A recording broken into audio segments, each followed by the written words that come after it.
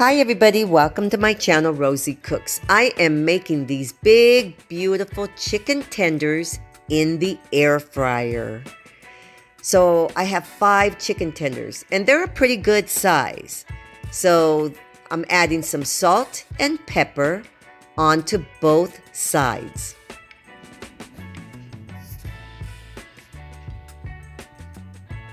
This is my workstation. I have all-purpose flour, 1 egg with a little bit of milk, and some breadcrumbs.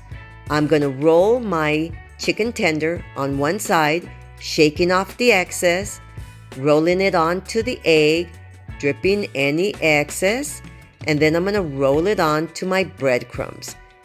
Just make sure it is completely coated. And then off to the side, I have a waiting plate. And these are ready. I have my air fryer. I'm going to cook these at 400 degrees for 16 minutes. I'm going to flip it at the halfway point. So the way my air fryer works, I have to preheat. And after a few minutes, it'll tell me, add food. So when I open up my basket, I'm going to spray it with a non-stick cooking spray. And then I'm going to add my chicken tenders. You're not supposed to crowd them. I only have 5. I don't have to worry about that. But don't put too many at one time.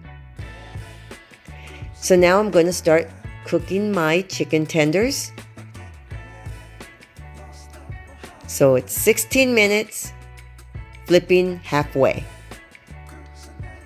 This is the halfway point. I'm going to flip them over.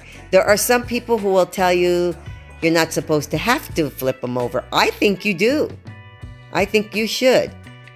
And if you do it my way, this is what you end up with. Really big, beautiful, juicy chicken tenders. These taste so good and they're very moist. They're very tasty. Thank you so much for watching. Please subscribe and I will see you next time.